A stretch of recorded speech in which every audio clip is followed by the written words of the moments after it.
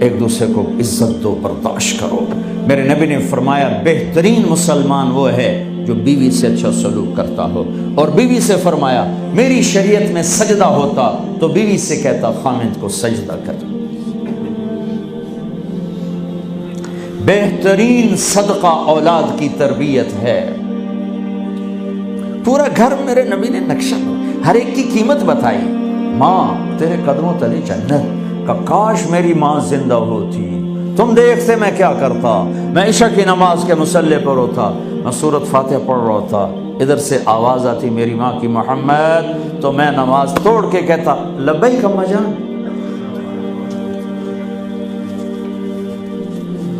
باپ کا تیرے جنت کا دروازہ ہے، باپ تیری جنت کا دروازہ ہے، کھولنا توڑنا نہیں، کھولنا توڑنا نہیں، توڑ دیا تو جنت میں نہ جا سکو گے۔ سب سے بہترین مسلمان جو بیوی سے اچھا سلوک کرے، سب سے بہترین عورت جو اپنے خامند کی منشا کو دیکھے۔ پھر آپ نے ایک عجب بات فرمائی جو معاشرے میں بہت بوجھ بنتا ہے جس کا، ہاں بھائی تمہیں ایسا صدقہ بتاؤں جس سے بڑھ کے کوئی صدقہ نہیں، تمہیں ایسا صدقہ بتاؤں جس سے بڑھ کے کوئی صدقہ نہیں۔ انہوں نے کہا جی کیا؟ کہا الابنۃ المردودہ، جس کی بیٹی کو طلاق ہو گئی یا بیوہ ہو گئی اور گھر واپس آ گئی ماں باپ کے، یا ماں باپ نہیں ہے تو بھائی ہیں، وہ ایک بوجھ بنتی ہے ماں باپ پر بھی، اور بھائی تو ویسے ہی باغی ہو جاتے ہیں۔ میرے نبی نے فرمایا اس بچی پہ خرچ کرنا کائنات کا سب سے افضل صدقہ ہے۔ گھر، ایک گھر کیسے چلتا ہے؟ ہمارے ہاں پنجاب سندھ بلوچستان سرحد میں بہنوں کو وراثت میں کوئی حصہ نہیں ملتا، سب بھائی کھا جاتے ہیں۔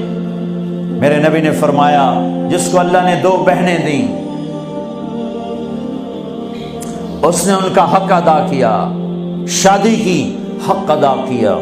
ماں باپ کی وراثت میں سے ہوتا ہے، اگر میں نے کوئی خود کمایا ہے اس میں بہنوں کا حق نہیں، ماں باپ سے اگر 1 روپیہ بھی آیا ہے تقسیم کیا جائے گا۔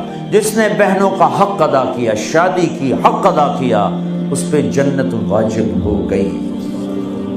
جس کو اللہ نے 3 بیٹیاں دی، اس نے ان کی ڈولی اٹھائی، وہ جنت میں میرے ساتھ یوں ہوگا۔ ایک بولے اگر 2 ہوں، کہ جس نے 2 بیٹیوں کی شادی کی وہ بھی ایسے ہوگا۔ اللہ بھلا کرے۔ ایک صحابی کا کہ جس کی 1 ہو، کہ جس کی 1 ہے، اگر اس نے اس کو عزت سے رخصت کیا تو وہ بھی میرے ساتھ ایسے ہی ہوگا۔ پھر کئی بچیوں کو طلاق پڑی ہے کہ اس کو بیٹا نہیں ہوتا۔ یہاں آنے سے پہلے کا واقعہ، پنڈی سے بچی رو رو برا حال اس کا، میں تو فون سنتا ہی نہیں ہوں ایسے کہ میرا تو کلیجہ پھٹ گیا ہے۔ ہے کہنے لگی کہ سسرال نے کہا تھا بیٹی ہوئی تو طلاق دے دیں۔ میں نے کہا اس میں میرا کیا قصور ہے، اور بیٹی ہی ہوئی اور مجھے طلاق پڑ گئی، اور میں گھر آ گئی 22 سال کی عمر۔ بیٹی دینے والا اللہ اور ظلم کرنے والا سسرال۔ میرے نبی کو اللہ نے بیٹے دے کے اٹھا لیے، قاسم اٹھا لیے، عبداللہ اٹھا لیے، ابراہیم اٹھا لیے، 4 بیٹیاں دی، 3 زندگی میں اٹھا لی، زینب، ام کلثوم، رقیہ، تینوں آنکھوں کے سامنے چلی گئیں۔ فاطمہ سے نسل چلی، آپ نے فرمایا لوگوں کی نسل بیٹے سے چلتی ہے، میری نسل میری بیٹی فاطمہ سے چلی۔ اس لعنت کو دھویا۔ عورت کا کیا قصور ہے اگر اس بیچاری کو بچیاں ہو رہی؟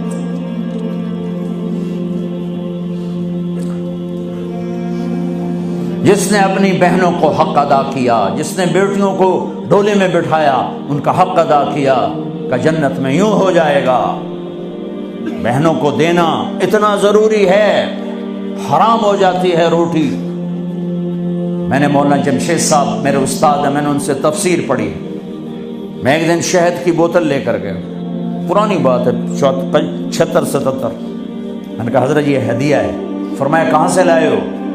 کہ میرے اپنے باپ کا ہے۔ فرمایا تیرے باپ نے اپنی بہنوں کو، تیرے باپ نے اپنی بہن یعنی میری پھوپھیوں کو، تیرے باپ نے اپنی بہنوں کو زمین میں سے حصہ دیا تھا؟ یہ سوال کیوں کیا؟ 10 روپے کی شہد کی بوتل تھی اس وقت، کہ اگر دیا تھا تو یہ میں لے لوں گا، اگر نہیں دیا تو پھر یہ حرام ہے، میں نہیں لوں گا، یہ مطلب